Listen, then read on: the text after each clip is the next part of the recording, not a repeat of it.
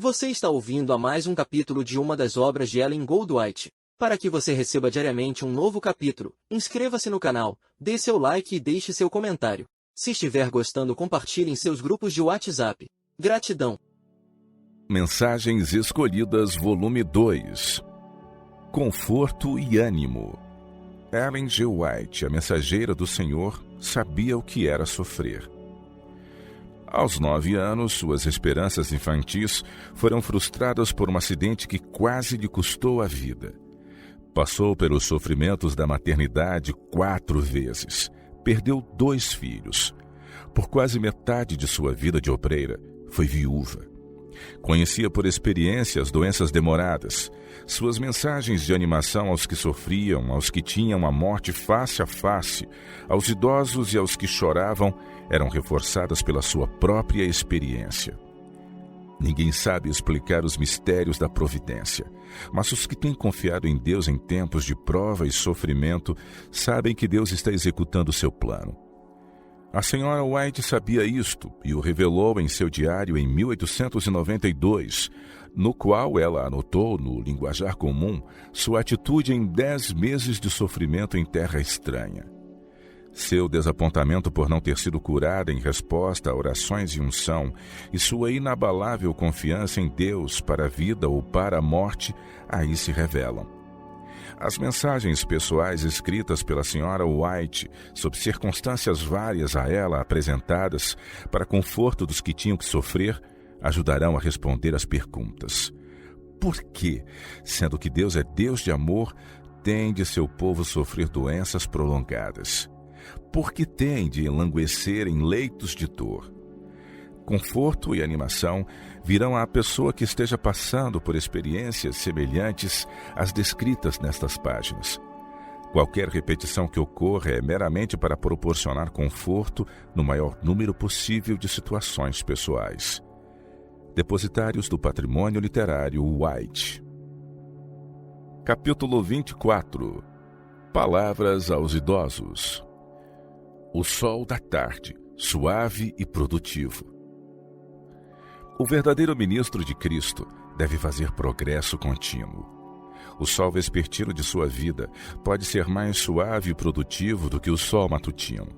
Pode continuar e aumentar em tamanho e brilho até desaparecer atrás das colinas ocidentais. Meus irmãos no ministério, é melhor, muito melhor morrer de trabalho árduo em algum campo missionário, nacional ou estrangeiro, do que enferrujar na inatividade.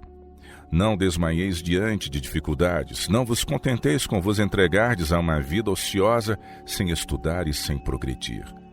Examinai diligentemente a palavra de Deus em busca de assuntos que instruam os ignorantes e alimentem o rebanho de Deus.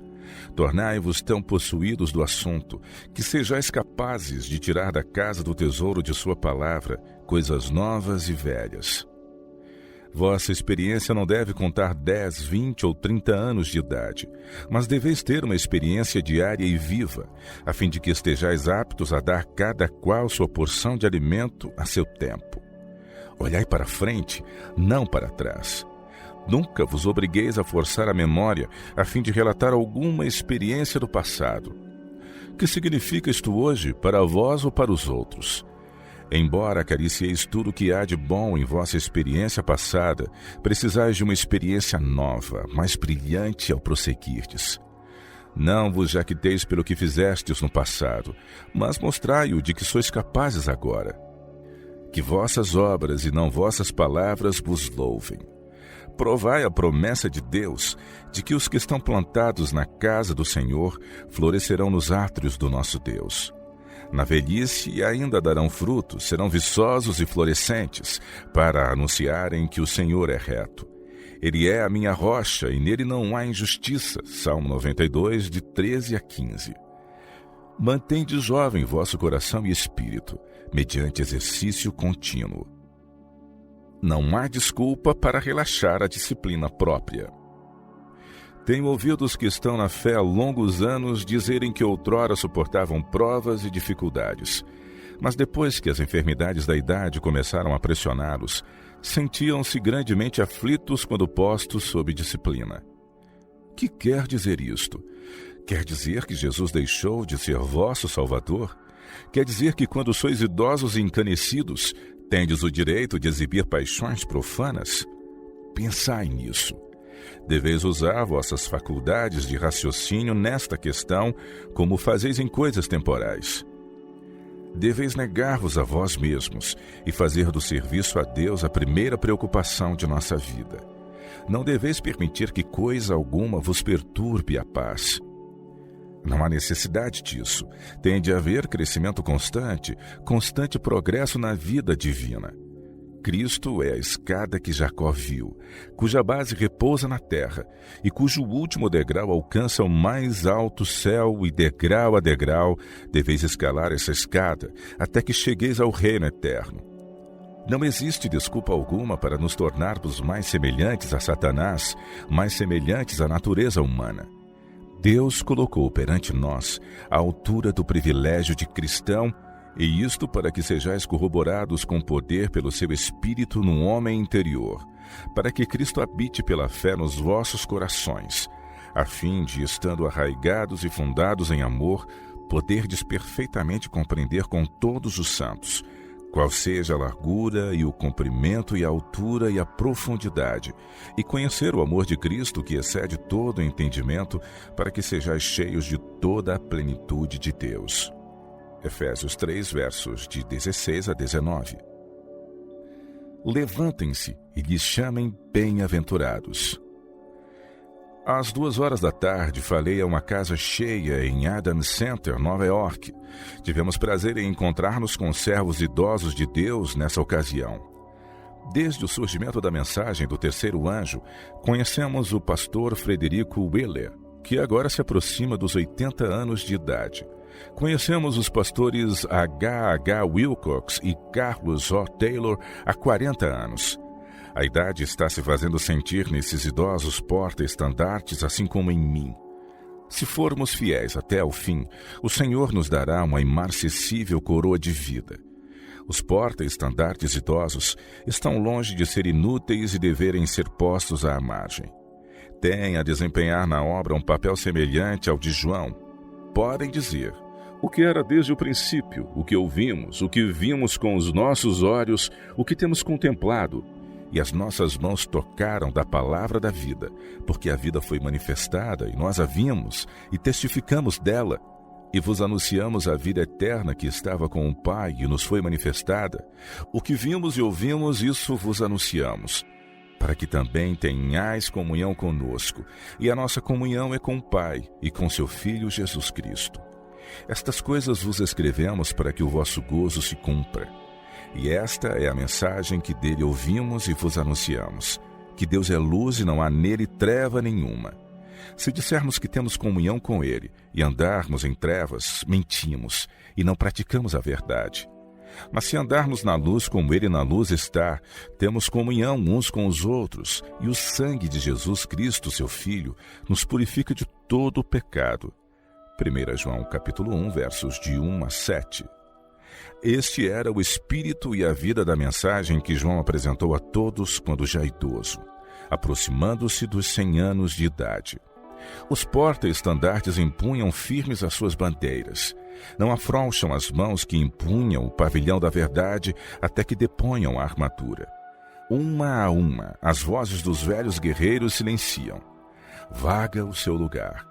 Não os vemos mais, mas eles mortos ainda falam, pois seguem-nos as suas obras. Tratemos com muita ternura os poucos peregrinos idosos que restam, tendo-os em alta estima por amor de suas obras. Ao tornarem-se as suas faculdades gastas e debilitadas, é de valor o que dizem. Sejam entesouradas suas palavras como testemunho precioso. Que os jovens e os novos obreiros não desprezem ou em qualquer sentido mostrem indiferença para com os homens de cabelos brancos, mas se levantem e lhes chamem bem-aventurados. Devem considerar que eles mesmos entraram nos trabalhos desses homens. Desejaríamos que houvesse muito mais do amor de Cristo no coração de nossos crentes por aqueles que foram os primeiros na proclamação da mensagem. Conselho aos que envelheceram no serviço. Conselho ao pastor S.N. Haskell.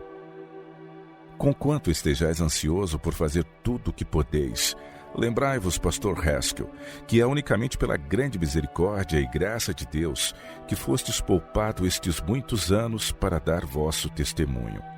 Não tomeis sobre vós cargas que outros mais jovens possam levar.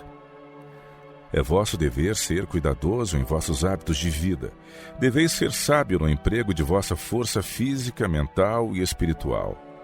Nós, que passamos através de tantas e tão variadas experiências, devemos fazer tudo o que nos é possível para preservar nossas forças, a fim de que possamos trabalhar pelo Senhor enquanto Ele nos permita ficar em nossa sorte para ajudar a promover a sua causa. A causa precisa do auxílio das velhas mãos dos obreiros idosos, que tiveram muitos anos de experiência na causa de Deus, que viram muitos descambarem para o fanatismo, nutrindo o engano de teorias falsas e resistindo a todos os esforços feitos para que a luz verdadeira resplandeça nas trevas, para revelar as superstições que estavam a insinuar-se para confundir o juízo e tornar de nenhum efeito a mensagem da verdade, que nestes últimos dias deve ser dada em sua pureza ao povo remanescente de Deus. Muitos dos experimentados servos de Deus adormeceram em Jesus. Grandemente apreciamos o auxílio dos que vivem ainda hoje. Avaliamos o seu testemunho. Lede o primeiro capítulo de 1 João e então louvai ao Senhor por isso que, não obstante vossas muitas enfermidades, podeis ainda testificar dele. Pastores Smith e Loughborough. Podemos facilmente contar os primeiros portadores de responsabilidades que ainda vivem. 1902. Pastor Urias Smith ligou-se a nós no princípio da obra publicadora. Trabalhou junto a meu marido. Esperamos ver sempre seu nome na Review and Herald, encabeçando a lista dos redatores, pois assim deve ser. Os que iniciaram a obra, que combateram bravamente quando a peleja era árdua, não devem agora perder sua firmeza. Devem ser honrados pelos que entraram para a obra depois de haverem sido suportadas as privações mais duras. Tenho muita simpatia para com o pastor Smith. Meu interesse vital na obra de publicações está ligado ao dele. Veio ele ter conosco quando jovem, possuindo talentos que o habilitavam para ocupar o lugar de redator. Como me alegro quando leio os seus artigos na Review, tão excelentes, tão repletos de verdade espiritual. Dou graças a Deus por eles. Sinto forte simpatia pelo pastor Smith e creio que seu nome deve sempre aparecer na Review como redator principal. Assim Deus deseja. Quando alguns anos atrás seu nome foi colocado em segundo lugar, senti-me ferida. Quando de novo foi colocado em primeiro lugar, chorei e disse: graças a Deus, oxalá fique sempre ali, como Deus deseja que continue enquanto a mão direita do pastor Smith puder empunhar uma pena. E quando faltar o poder de sua mão, que seus filhos escrevam, ditando-lhes ele. Sou grata por poder ainda o pastor J. N. Loughborough usar suas habilitações e dons na causa de Deus. Ele tem ficado fiel em meio de tempestades e provações. Com o pastor Smith, meu esposo, o irmão Butler, que se nos uniu mais tarde, vós, S. N. Haskell, pode ele dizer: o que era desde o princípio, o que vimos e ouvimos, isso vos anunciamos, para que também tenhais comunhão conosco, e a nossa comunhão é com o Pai e com o seu Filho Jesus Cristo. 1 João capítulo 1, versos de 1 a 3. Pastor Butler, obreiro muito valioso. É com sentimentos de satisfação e gratidão a Deus que vemos o pastor G.I. Butler de novo no serviço ativo. Seu cabelo grisalho testifica que ele sabe o que são aflições. Damos-lhe as boas-vindas de novo em nossas fileiras e consideramo-lo um dos mais valiosos obreiros.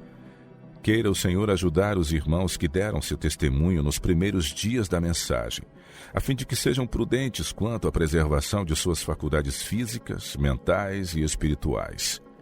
Fui instruída pelo Senhor para dizer que Ele vos dotou da faculdade da razão. E Ele deseja que compreendais as leis que afetam a saúde do ser e resolvais obedecer-lhes. Essas leis são leis divinas. Deus deseja que todo obreiro pioneiro ocupe o seu lugar, a fim de que possa fazer sua parte em salvar o povo de ser arrastado para a perdição, pela poderosa corrente do mal, da depravação física, mental e espiritual. Meus irmãos, Ele deseja que continueis revestidos da armadura até o último final do conflito. Não sejais imprudentes, não vos excedais no trabalho. Observai períodos de repouso. A igreja militante não é a igreja triunfante. O Senhor deseja que seus provados servos, enquanto viverem, defendam a reforma da temperança. Desdobrai a bandeira da temperança. Ensinai o povo a praticar estrita temperança em todas as coisas e serem campeões em favor da obediência às leis físicas. Ficai firmes em favor da verdade de Deus. Exaltai perante o povo a bandeira que traz a inscrição. Aqui está a paciência dos santos. Aqui estão os que guardam os mandamentos de Deus e a fé de Jesus. Apocalipse 14, verso 12. Respeitar e honrar os pioneiros. Uns poucos dos velhos porta-estandartes vivem ainda. Estou intensamente desejosa de que nossos irmãos e irmãs respeitem e honrem esses pioneiros. Apresentamo-los perante vós como homens que sabem o que são provações. Sou instruída a dizer: respeite todo crente os homens que desempenharam parte importante nos primeiros dias da mensagem e que suportaram provas e dificuldades e muitas privações. Esses homens encaneceram no serviço. Não demorará hão de receber sua recompensa. O Senhor deseja que seus servos que encaneceram na defesa da verdade continuem fiéis e verdadeiros, dando seu testemunho em favor da lei. Os provados servos de Deus não devem ser colocados em lugares difíceis. Os que serviram ao Mestre quando a obra era árdua, os que suportaram pobreza e permaneceram fiéis no amor da verdade, quando nossos membros eram pouco numerosos, devem sempre ser honrados e respeitados. Que os que vieram para a verdade em anos posteriores levem a sério essas palavras. Deus deseja que todos considerem este conselho. Os obreiros idosos devem ser professores e conselheiros. Deus convida seus servos idosos para atuarem como conselheiros que ensinem aos jovens que fazer em casos de emergência. Os obreiros idosos devem dar, como fez João, um testemunho vivo de experiência verdadeira. E quando esses fiéis obreiros forem levados ao descanso com as palavras: bem-aventurados os mortos que desde agora morrem no Senhor, Apocalipse 14, verso 13, devem ser encontrados em nossas escolas homens e mulheres que possam tomar a bandeira e erguê-la em novos lugares. Enquanto estão no campo os porta-estandartes idosos, que os que foram beneficiados pelos seus labores cuidem deles e os respeitem. Não os sobrecarregueis com encargos. Apreciai suas advertências, suas palavras de conselho. Tratai-os como pais e mães que suportaram o peso da obra. Os obreiros que no passado anteviram as necessidades da causa fazem trabalho nobre quando, em vez de assumirem eles mesmos todos os encargos, os colocam sobre os ombros de homens e mulheres mais jovens e os educam como Elias educou a Eliseu. Davi ofereceu a Deus um tributo de gratidão pelos ensinos e guia divinos que recebera. Ensinaste-me, ó Deus, desde a minha mocidade. Salmo 71, 17. Declarou ele. Os que na história da mensagem suportaram os encargos e fadiga do dia devem lembrar-se de que o mesmo Senhor que os ensinou desde a sua juventude, convidando-os: tomai sobre vós o meu jugo e aprendei de mim, Mateus 11, 29, e concedendo-lhes a luz da verdade, está exatamente tão disposto a ensinar os jovens hoje como estava outrora. Aliviados de encargos difíceis. É prudente que os que têm suportado cargas pesadas vão à parte e repousem um pouco. Esses fiéis obreiros devem ser aliviados de todo encargo penoso. A obra que podem fazer como educadores deve ser apreciada. O Senhor mesmo cooperará com eles em seus esforços de ensinar a outros. Devem deixar a luta forte aos que são mais fortes. A obra futura deve ser feita por jovens fortes. A obra está sob controle do autor e consumador de nossa fé. Ele pode dar aptidão aos homens da oportunidade e dá-la-á. Suscitará os que possam pelejar as suas pelejas. Nunca deixe a sua obra ao acaso. Esta é obra grandiosa e solene e deve ir para frente. Não é vontade de Deus que os pais em sua causa empreguem o restante de sua vitalidade em assumir encargos pesados. Que os jovens tomem sobre os ombros toda a responsabilidade que puderem e combatam varonilmente o bom combate da fé. O Senhor sabe melhor a quem escolher para fazer sua obra do que os mais sábios dos homens, por interessados que possam estar. É Deus que implanta seu espírito no coração dos jovens, levando-os a combater por ele em face de forças muito superiores. Assim, inspirou ele a Paulo de Tarso, que com todas as aptidões que lhe foram confiadas, combateu em favor da verdade revelada pelo céu contra apóstatas que o deveriam ter apoiado. Os servos de Deus terão de encontrar hoje as mesmas dificuldades encontradas por Paulo. Esta experiência tiveram alguns que estão agora erguendo a bandeira da verdade. Homens semelhantes é que podem colocar-se em defesa da verdade. Se continuarem a ser alunos, Deus pode usá-los para vindicar sua lei. Jovens devem unir-se a obreiros experientes. Não pensem os obreiros idosos que tenham que arcar com todas as responsabilidades, todas as cargas. Novos campos de trabalho abrem-se constantemente diante de nós. Unam-se os jovens a obreiros experimentados, que compreendam as Escrituras, que por muito tempo tenham sido praticantes da palavra, que introduziram a verdade na vida prática, confiando em Cristo dia a dia, que busquem ao Senhor como fez Daniel. 3 vezes ao dia Daniel apresentava a Deus suas petições. Sabia ele que alguém poderoso em conselho era a fonte de sabedoria e poder. A verdade, como é em Jesus, a espada do Espírito de 2 gumes, era sua arma de combate. Na palavra, em espírito, em princípio, os homens que puseram em Deus sua confiança são exemplo aos jovens ligados a eles. Esses fiéis servos de Deus devem unir-se a jovens, atraindo-os com cordas de amor, porque eles mesmos pelas cordas do amor de Cristo são a eles atraídos. Envelhecendo, mas continuando a testificar. Prezado irmão G.I. Butler, muito desejo que os velhos soldados encanecidos no serviço do Mestre continuem a apresentar seu testemunho incisivo para que os mais novos na fé compreendam que as mensagens que o Senhor nos deu no passado são muito importantes neste período da história da Terra. Nossa experiência passada não perdeu um jota de sua força. Dou graças a Deus por todo jota e tio da palavra sagrada. Eu não desejaria recuar das partes difíceis de nossa experiência. Não deveis trabalhar além de vossas forças. Suponho que no futuro nossa experiência há de ser variada, mas penso que vós e eu, ao envelhecer no serviço de Cristo, cumprindo sua vontade, estamos obtendo uma experiência do mais alto valor e mais intenso interesse. Os juízos do Senhor estão na terra. Temos de trabalhar com sincera fidelidade, pondo todo o nosso ser naquilo que fazemos para ajudar os outros a prosseguirem para frente e para cima. Levemos a batalha até as portas.